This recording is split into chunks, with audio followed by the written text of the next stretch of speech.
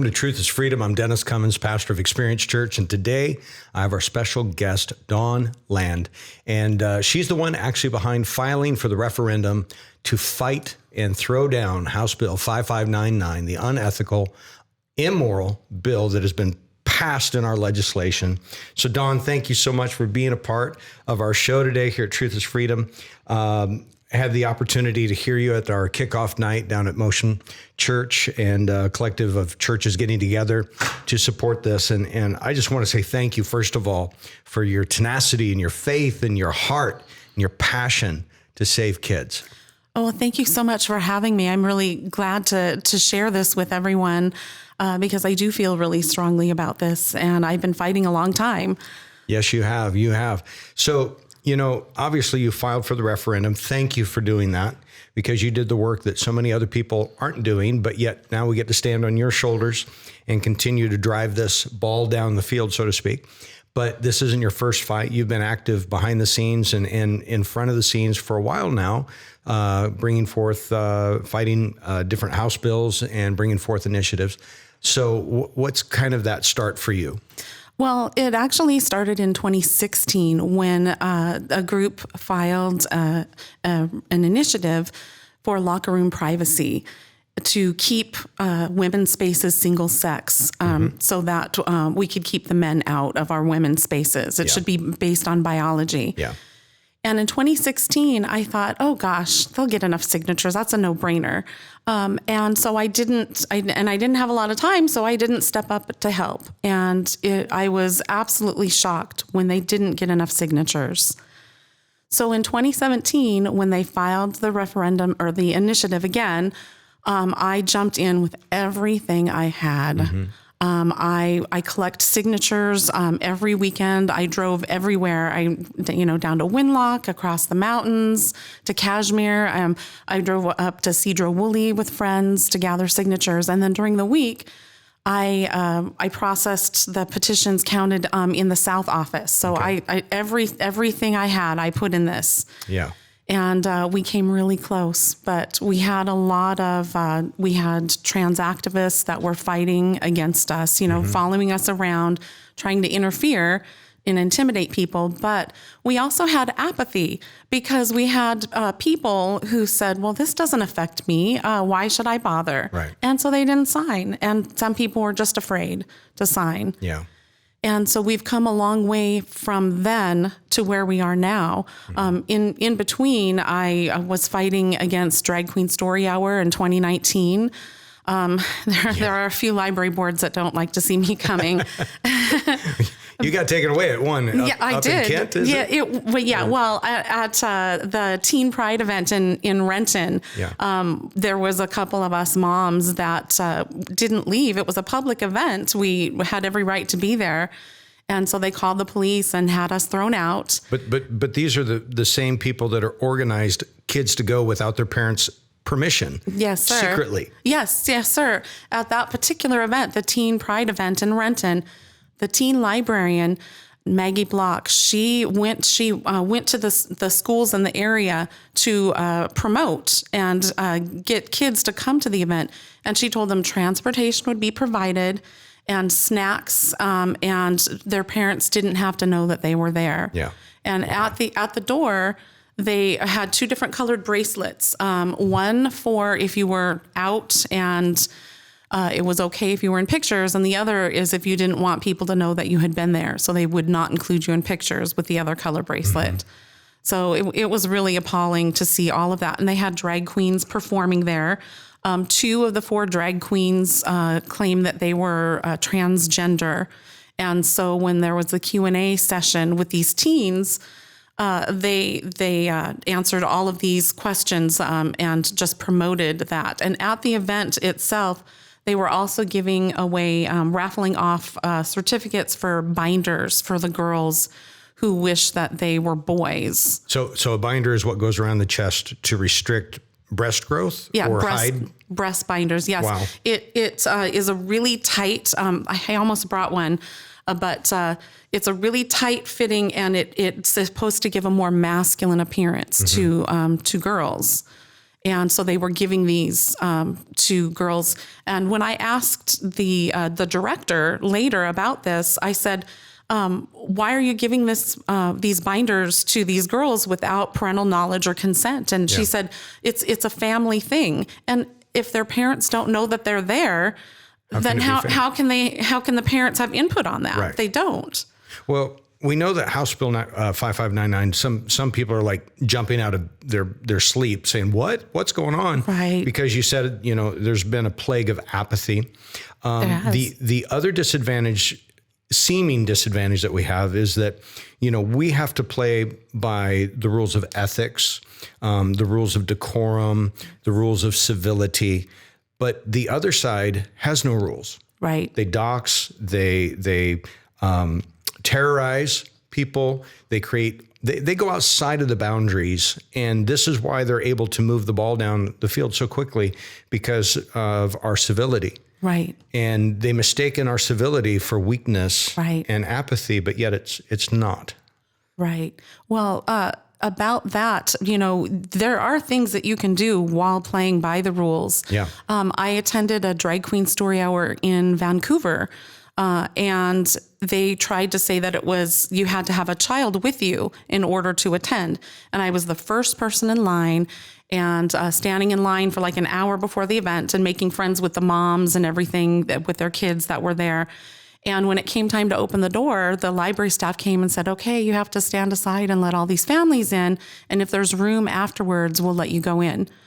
And I said, no, it's a public event. I was here first. And the moms were upset that they were trying to kick me out because I wasn't being mean. I was being nice to everyone. And really, they're nice people. Mm-hmm. They're just confused. Yeah. And so they even brought a big burly library guy over to try to intimidate me. And finally, the female librarian said, well, you have to do what we say. And I'm like, well, no, I don't. I'm following the rules. Mm-hmm. And in the end, they realized that if they got this big burly guy to come haul me out, they would look really terrible. Mm-hmm. So I was able to go in and attend the event and film and expose everything, all by following the rules. Yeah. There are things that you can do. You just have to be brave. That's the key. So let's nail this down. What I want you to do right now is explain House Bill 5599 so that a sixth grader could understand it. Essence. Oh, certainly. House Bill 5599 makes like right now, the current law says that if a child is abused or neglected at their home and they run away, that's a compelling reason for the state to not notify parents where their child is because they're being abused. So 5599 adds seeking gender affirming care as a compelling reason to not notify parents. So you can have a child of any age who has supposedly run away, and they won't tell you where your child is because it's a girl who wants to be a boy or vice versa. And in addition to that, they will provide host homes and everything that the child needs. They will provide access to this so-called care. So bottom line is that they will separate children from their parents and pay for everything on the taxpayer funds. So what they've done, if I understand this right, then is they've moved the bar from what child abuse used to be to now child abuse is parents are not affirming their children in their, what I would call dysphoria, gender dysphoria. Right. Or you're not using my pronoun. Right. Or I just don't like mom and dad right now. There's that too. Or I'm in shared custody. Right. This opens a can of worms and this means that the child could go to school and never come home again. Is that correct? Right. And because of the policies in the schools right now, most districts in Washington state have the policy that if a child expresses a gender identity at school, that the teachers are required to not notify the parents. So your child could be going to school and identifying as the opposite sex or non-binary or, a penguin. And You know, they're not going to tell you. And it gives the school or the social workers time to set up, you know, oh, well, here's your host home. And the really alarming thing, well, there's so many alarming things, but the most alarming thing to me is that currently state law says that any child 13 and up can access this care, so-called care, without parental knowledge or consent, which is terrible. Yeah. But when they live at home, it's a little difficult for them to do that. So separating the children from their parents, it not only eases that access and makes it so much easier, but there's no age listed on this bill. So you could have any child at any age. Preschooler, kindergartner. Yes, anything. And these young kids, there's a story, I can't remember if I told it at the kickoff or not, where a young girl was 6 years old, and my friend, the neighbor, heard her arguing with her little brother. Her little brother said she was a girl, and she said, "No, I'm not a girl." And he says, "Well, are you a boy?" And she says, "No, I'm nothing." So she's 6 years old, and she's identifying as non-binary. She's 6. Yeah. She had to have learned that at school. And so if she's saying that at school, of course they're going to say automatically, well, your parents will not approve. They won't understand this, and just set it up so that she could go anywhere. So, you know, the work of a pedophile is to gain a private audience with a minor. Yes. And take advantage of that minor in seclusion and in privacy. Yes. And abuse that child in secret. And now the state has moved into the same realm, in the realm of abusing and sexualizing our children against the parents' wishes. And they've made it law. Yes. And now if we don't step up, we could lose our children. Absolutely. Absolutely. And even if your kids are grown or you don't have kids, if you don't feel how wrong that is and be moved to act against this, you know, I have to ask, are you a robot? What's the matter with you? That at what point is there something so terrible? What's worse than this? Yeah. You know, really, there's not. The Pandora's lid is off. And you know, I'm asking questions for my audience because I know House Bill 5599. I know how wicked it is. Okay. But sometimes we have to frame these questions in such a way as though an adolescent is listening to it, because many times parents are like adolescents. They're children in adult bodies. And now they have adult responsibilities overseeing children. Right. And I think this is a part of the problem, that they're just so overwhelmed, or they're just, hey, do I buy a gallon of gas or a gallon of milk? That they can't look beyond that. And the state loves that. Well, oh, yeah. And really the state has become our enemy in this, because we're not just fighting for parent rights, but we're fighting for children's rights. Is that correct? Oh, absolutely. I know that those who are in favor of this bill, they liked when we say, oh, it's against parents' rights, it's violating parents' rights. They like to say, oh, but we're fighting for kids' rights. Well, no, they're not. No, they're not. To deprive children of their strongest advocates, which is their parents, is not in favor. That's not a right of the children. That's not okay ever. Right. So what this bill does, it's not parents versus kids. It is everyone versus the state. And we need to be sure that we stop this. We have to defeat this. I've got a roll, and I'm going to play in just a second from the legislation sessions that you had played. And we got that from Representative Joshua Hardwick. So thank you for that. But what I want to say is the hypocrisy of this bill is oozing. It's not just oozing, it's a flowing hypocrisy, you know, because we take a child, any one of these ages of children, they can't vote, they can't drive, they can't get a license, they can't get a tattoo, they can't buy cigarettes, they can't be in the military. There's so many things we say you can't do. You can't rent a car. You're not old enough to make those decisions. Right.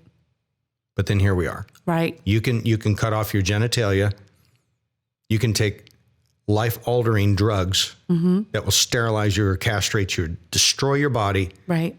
Because that's a design, right? There's an agenda behind it. Oh, there is. I often frame this as the mental rape of an entire generation, because even the kids, like my kids have not fallen victim to this, but they're in that generation and they're surrounded by it. Even as homeschoolers, 2 of mine are grown now, but even as homeschoolers, they're surrounded by this. My daughter is an assistant manager at a store at the mall. And when she hired the Christmas help, one of them made a point to tell her that he was pansexual. Like, why does your manager need to know that? Exactly. They're surrounded by it. So we have to stop this, and we have to stop the indoctrination, and we cannot allow them to separate kids from their families like this. Yeah. Yeah. Tell you what, let's look at some of the lunacy here for those that are, vying for the House Bill 5599. And then we have some legislators that are like, this is absolutely pandemonium, ridiculous. So here, just take a look. This bill would not only allow children to be surgically mutilated and pharmaceutically maimed to accomplish a perceived need for gender affirmation. The bill also provides that parents and guardians be shut out from these decisions about their precious child. Major medical associations, including the American Medical Association, the American Academy of Family Physicians, the Endocrine Society, the American Psychological Association, and others have made statements in support of expanded access to gender-affirming care. So I see you rolling your eyes, and I appreciate you coming and giving feedback to our testimony today, but we are here to support our kids. I am also speaking to youth across our nation, across our state, and our communities. I am saying tonight to them that I see you, that I affirm you, that I hear you, that I love you. Parents are the primary caretakers of their children. What about the parents who are willing to turn over every stone, contact law enforcement, contact every neighbor, contact everyone on the planet to make sure their child is alive? You are saying that the state of Washington, under this underlying policy, can take this child and not contact the parents with no signs of abuse, with no pending case of abuse, and the foster system not involved. I'm a little confused, Mr. Speaker. That is shocking. Between our committee in the House and the committee across the rotunda that has heard this bill, there were 10,446 people signed in. 9,815 of them were con. That's 94%. At the end of the day, I look forward to a future in Washington where every single family supports their trans youth to achieve the care and success that they need. Until that day, it's up to us to make sure that there are safe places for them to learn and grow and thrive. We have to be very careful in our public policy when we insert the power of the state and its agencies between parents and their children. This is crazy because, and I want to say, we're not denying that people have gender dysphoria. We're not denying the fact that people are troubled or confused. And much of that is due to kids that have been molested, some kind of sexualization or a lack of identity early on in helping them, right? Right. So we're not doubting that, but the problem is the agenda is satanic at its core. It is. Yes, it is. To destroy not just a generation, but to ultimately take control. It's an antichrist agenda. It is. I've made lots of friends, built lots of bridges in this fight. And one of my friends who is a lesbian, lifelong lesbian, and an atheist has said that this is demonic. I mean, there's no denying it. Yeah. Everyone can see it, no matter their beliefs. This is really wrong. There's no way around it.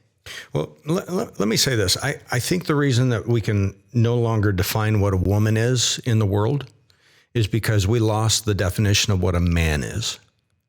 If we know what a man is, a man will be the patriarch of his house, will stand up and defend the rights of his house.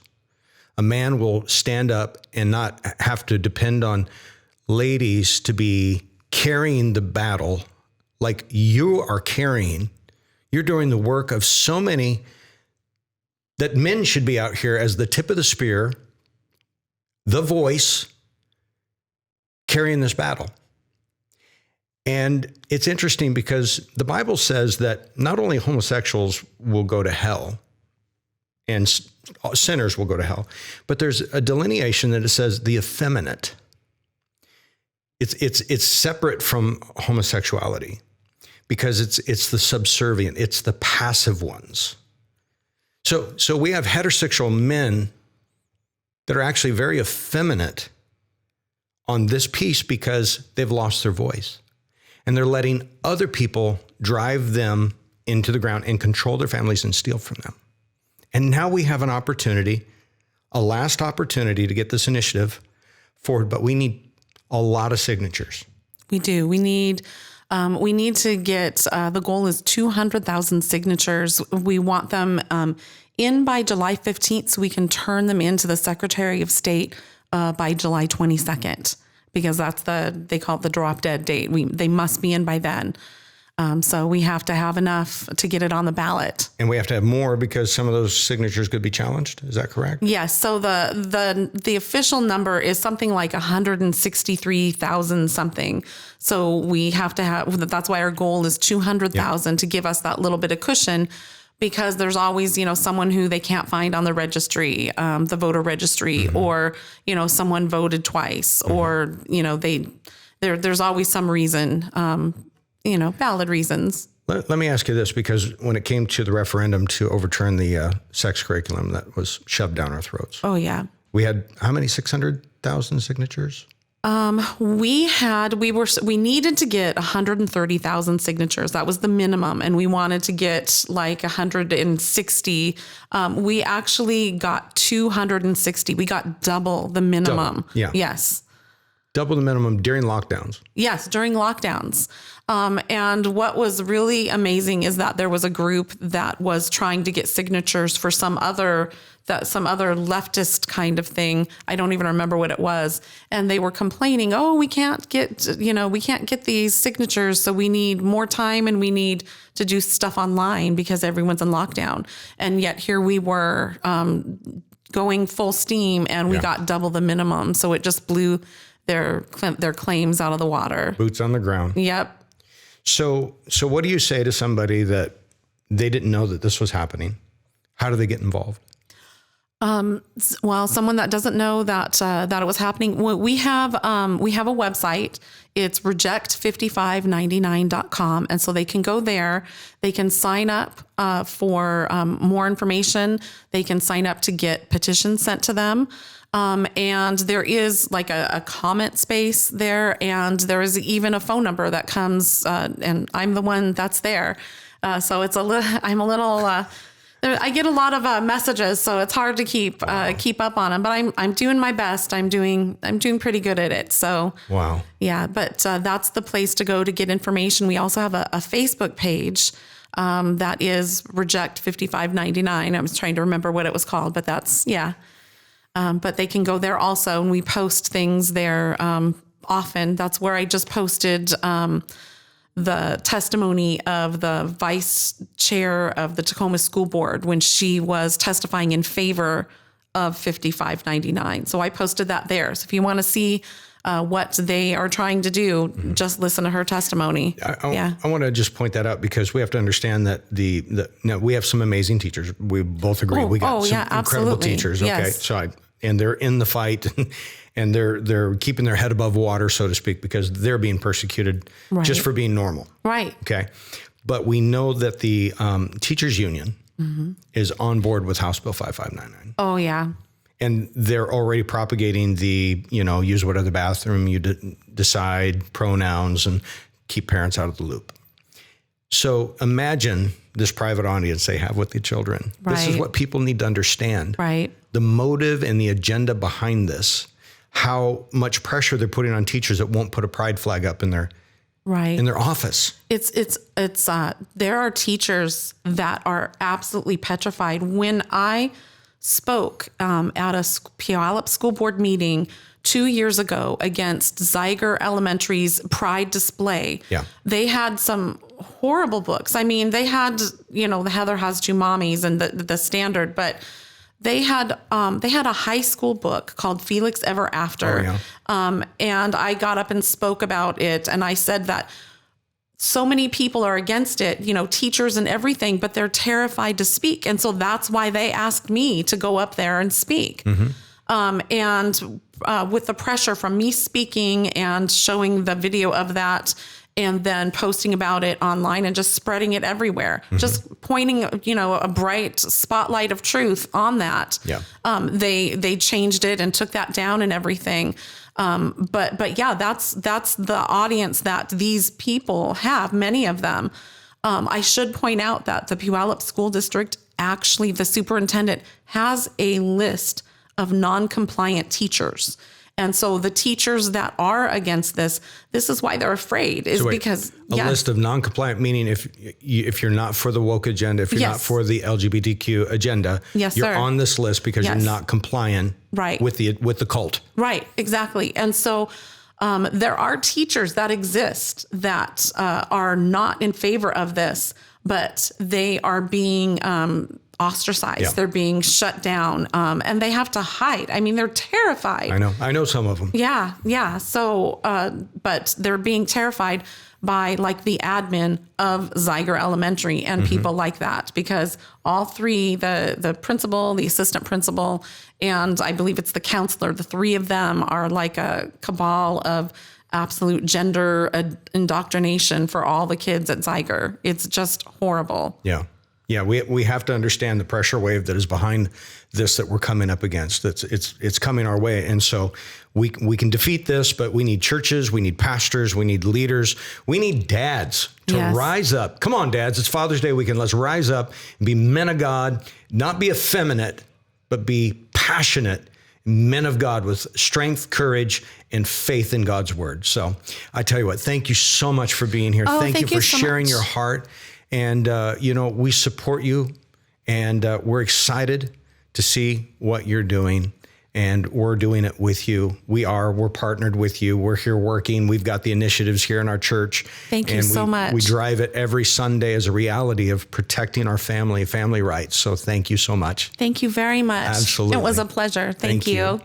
Well, thank you guys. That is Truth is Freedom. I want to remind you the links are going to be listed below if you want to check out Dawn's website. But please, let's get the referendums out. Let's get those signatures on those petitions so we can support family rights. God bless.